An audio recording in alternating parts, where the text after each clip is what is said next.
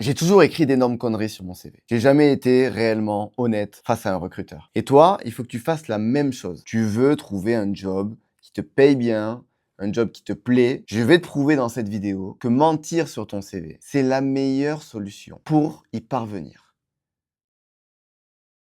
Je vais te raconter mes deux plus gros mensonges. Le premier mensonge, ma première expérience professionnelle dans le monde du travail, ça a été dans une énorme boutique de luxe. Ça s'appelait Soulery Toulouse. Comment je me suis retrouvé là? C'est très simple. J'ai envoyé une vidéo de présentation. Bonjour, j'espère que vous allez bien. Ça me fait plaisir de faire cette petite vidéo très rapide, hein, juste histoire de vous expliquer un petit peu voilà, pourquoi je vous fais cette proposition là de cette candidature spontanée chez Soulery. Alors très certainement qu'ils se sont dit, bon le gars il s'est donné, il a porté ses couilles. Il a fait un truc un peu original, bon vas-y, on va le récompenser. Vas-y, on lui laisse sa chance et on voit ce que ça donne. Mais une semaine plus tard, je quitte la boîte. Voilà, ça me plaît pas, je suis pas à l'aise, j'aime pas ce que je fais, je me barre. Seulement, moi sur mon CV, qu'est-ce que j'ai écrit à ce moment-là?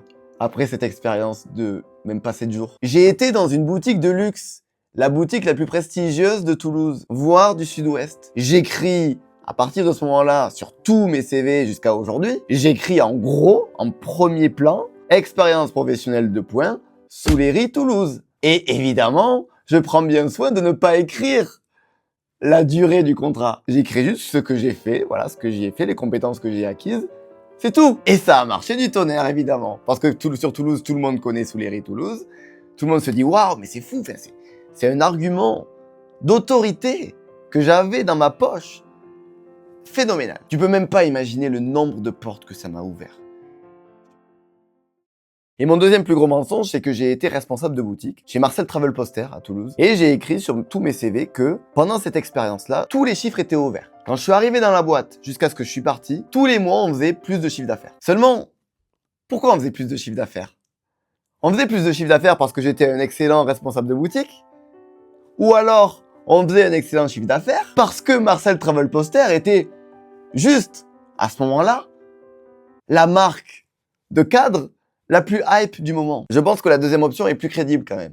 Là, on parle d'une période où tout le monde connaissait la marque. C'est-à-dire que on venait dans la boutique, on s'arrachait les posters des mains. Comme les clims à Lidl aujourd'hui. Ça buzzait de partout sur les réseaux. Je sais pas combien d'abonnés on avait pris en quelques mois. La boutique e-commerce, je sais pas comment elle a fait pour pas cracher. Tellement il y avait de commandes qui affluaient tous les jours. Voilà la vérité. La vérité, c'est que le marketing a fait peut-être, je sais pas, 70% du travail. Alors maintenant, je vais répondre aux gens qui vont me dire mais Clément, mais t'as pas honte de mentir comme ça sur tes CV sans aucune vergogne? T'as vraiment pas honte, quoi. Et bien sûr que non, j'ai pas honte. Pourquoi j'aurais honte? Pourquoi je dois avoir honte de moi? Je dois avoir honte de moi si je suis un salarié minable et qu'au final, je mens pour essayer de la foutre à l'envers aux entreprises. Que je dis en gros, allez, embauchez-moi, alors que je sais très bien que l'entreprise va regretter dans 2 semaines. Mais moi, c'est pas mon cas. Appelle mes anciens patrons et tu verras. Combien vont dire que j'ai été un mauvais élément? Combien vont dire que j'ai été inutile à la boîte? Combien vont regretter de m'avoir embauché? Aucun. Je te le donne dans le mille. C'est d'ailleurs l'inverse que tu vas écouter, que tu vas entendre de leur part. Quand je dis il faut mentir sur son CV, est-ce que je dis il faut s'inventer des vies? Il faut s'inventer des compétences qu'on n'a pas ou des expériences professionnelles qu'on n'a jamais eues? Bien sûr que non. Tu comprends bien que quand je dis il faut mentir sur son CV, j'entends par là faire un truc que toi tu ne fais pas et qui est la raison pour laquelle tu trouves pas de taf, c'est mettre en valeur, mettre en avant, mettre en gros sur son CV tous les points positifs que tu as dans ta poche. Les expériences, les retours peut-être de tes patrons, les retours de tes collègues, tes diplômes, j'en sais rien. Des trucs qui vont mettre ta candidature en avant, qui va faire en sorte que sur ton CV, on va lire ton CV et on va se dire putain, ce gars-là, il est différent. Ce gars-là, il m'inspire confiance. Ce gars-là, je pense qu'il peut m'apporter des résultats. Et deuxièmement, camoufler ce qui est un peu moins sexy. Voilà pourquoi tu trouves pas de travail aujourd'hui.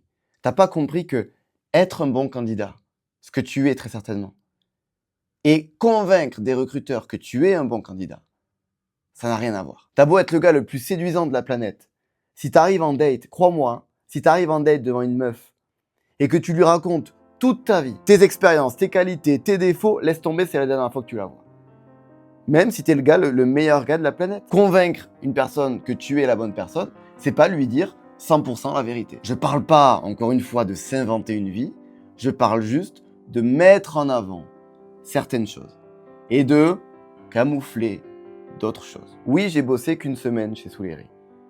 Eh bien, je peux te dire que cette semaine, elle m'a appris beaucoup plus que si j'avais bossé 10 ans chez Zara. Parce que pendant une semaine, j'ai eu le temps de vendre des costumes à 6000 balles, des sacs Lanvin, des vestes Louis Vuitton à des sommes astronomiques, alors que j'avais pas posé un pied dans la vente avant. Grâce à cette expérience, j'ai pu acquérir un potentiel énorme et j'ai pu apporter des bénéfices incroyables aux entreprises qui ont suivi. Pourtant, si j'avais écrit sur mon CV, j'ai passé une semaine à Souleri, eh bien personne m'aurait pris.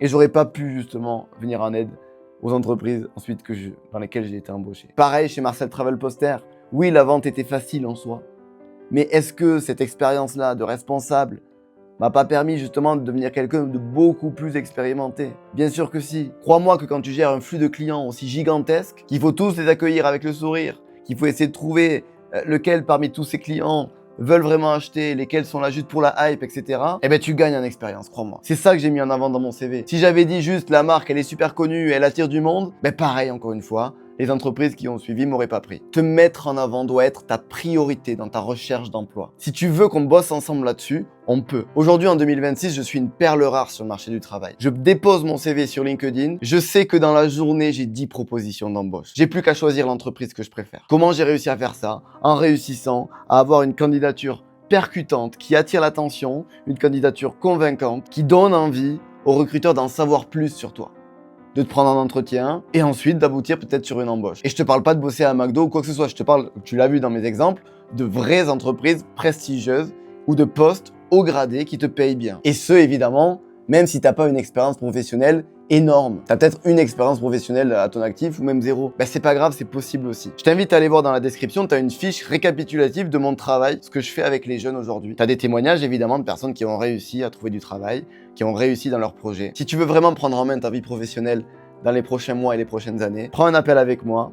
On se dit à très bientôt la semaine prochaine.